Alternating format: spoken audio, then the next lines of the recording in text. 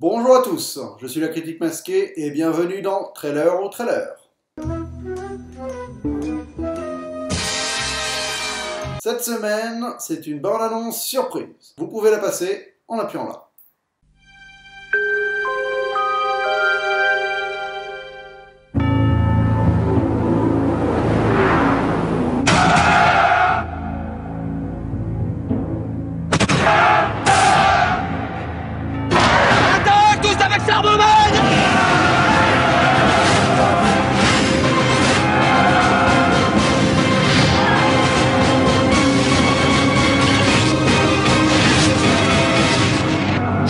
Ninja!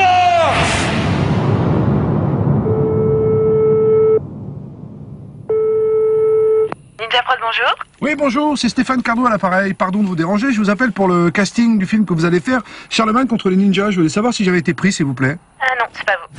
Ah bon? Je suis désolée, hein. Non, c'est dommage parce que j'avais commencé à apprendre à jongler. Stéphane Cardo ne jouera pas dans Charlemagne contre les ninjas.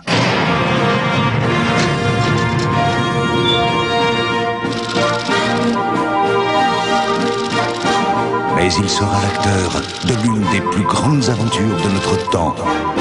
Un voyage dans l'espace.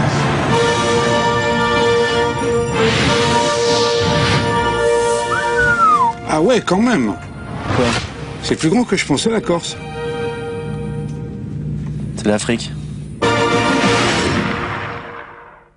Alors je sais pas pour vous, mais moi la première fois au cinéma, j'ai eu un énorme fou rire.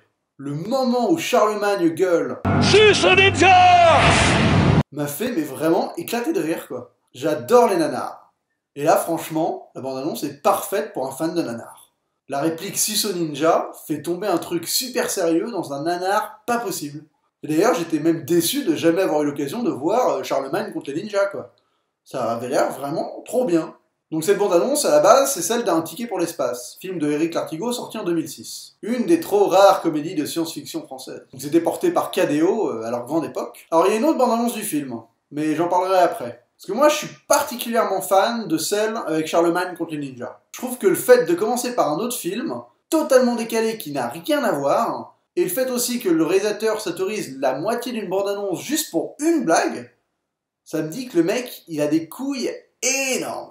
Le mec, il est capable de tout. Ça veut dire que le film, il peut être mais blindé de tout et n'importe quoi. Le côté totalement décalé de commencer par un autre film et d'être là à se demander qu'est-ce qu'on va voir pour au final regarder une espèce de grosse connerie, ça m'a fait mourir de rire. Parce qu'au final, on voit presque rien de Un ticket pour l'espace. Mais franchement, on s'en branle. On a le cast, on a globalement l'histoire d'un idiot joué par Cadmerade qui va se retrouver dans l'espace, et on voit 2-3 blagues, les 2 blagues qu'on voit, elles sont drôles et elles suffisent, on n'a pas besoin de beaucoup plus. Parce que regardez, il y a une deuxième bande-annonce du film. Vous pouvez toujours la passer en appuyant là. Nous voulons que les Français acceptent toujours qu'une partie de leurs impôts serve à préparer le futur. Reconnaissance pupillaire. Il n'y a qu'une solution, il faut les impliquer. Reconnaissance digitale. Reconnaissance testiculaire. La France entière va se passionner pour le ticket pour l'espace. Si vous découvrez 3 navettes, génial. Alors prêt à embarquer? Tu m'avais dit qu'un jour je jouerais dans un film grec. Oui, bonjour, c'est Claude Lelouch à l'appareil. Tu vois, Isa, t'arrives? T'as pris la même voie il y a un mois pour faire Luc Besson. J'en ai marre de tes mensonges. Je pars demain matin avec Hugo. Papa, comment tu vas faire tout seul? Qui seront les 2 héros qui iront tutoyer Les étoiles. Bonjour Monsieur Yonis.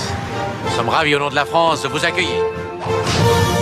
Ah, je suppose que vous êtes l'autre gagnant. Vous verrez, je suis un très bon camarade en vacances. Vous aimez la balotte? Yonis 12-7. Cardo 17-2. Désolé, mon vieux. J'ai un petit peu de mal à lever le bras, mais vous pouvez aller plus vite sans problème. La centrifugeuse n'a pas encore démarré, monsieur Cardo. Ok. Vous n'avez pas les capacités. Tu m'avais dit que t'allais dans l'espace. Vous pensez qu'en quelques jours, vous allez devenir un héros? Juste un homme qui veut continuer à faire rêver son petit garçon né grand prématuré à mercredi. Quand je dis que vous ne partez pas, c'est que vous ne partez pas. Vérification croisée du tout marche bien, navette. Tout marche bien, navette. Tout marche bien, David. Bonjour commandant et bonjour à tout l'équipage. Ouais, c'est Enrico Macias qui nous a prêté sa voix pour l'ordinateur de bord. Messieurs, bienvenue dans notre station orbitale. Homme à la douche. Monsieur, on a un problème avec la station. J'ai pris le contrôle total de la station. Il a le droit de faire ça, lui? La station orbitale s'écrasera quelque part en France. Je voulais que vous sachiez, si on revient pas... Comment ça on va pas revenir? Ça m'amuse plus. Je veux rentrer maintenant. Je veux voir ma femme et mon fils ma bataille. Tout est pourri, Navette. Mais on va se cracher comme des cons. Alors cette bande-annonce, elle est beaucoup plus classique. Elle est dans l'ordre chronologique, elle nous raconte toute la trame de l'histoire, on sait même qui est le méchant. Il n'y a pas de notion de suspense possible, je me souviens plus si dans le film il y en avait ou pas. En tout cas, dans la bande-annonce, c'est dit. On découvre tous les personnages et on découvre surtout énormément de blagues du film. Alors je sais pas pour vous, mais moi j'ai toujours un peu peur des trailers qui nous balancent toutes les blagues d'un film. Pas toutes, mais en tout cas beaucoup. Parce qu'on se dit que dans le film, au final, il risque de plus en rester beaucoup. Et surtout, il risque de rester les moins drôles, vu qu'on aura vu toutes les drôles dans la bande-annonce. Et moi, j'ai toujours un problème avec le fait de résumer de front 45 minutes d'un film. Franchement, on n'a pas besoin de ça, une bande-annonce, c'est toujours juste pour nous donner un peu envie d'y aller. Et c'est là où la première bande-annonce réussit totalement son pari.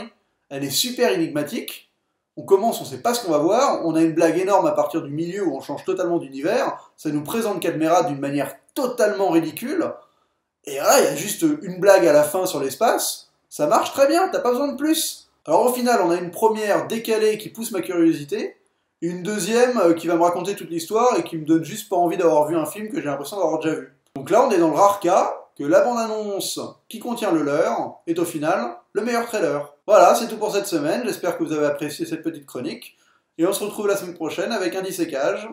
Sur ce, bonne toile!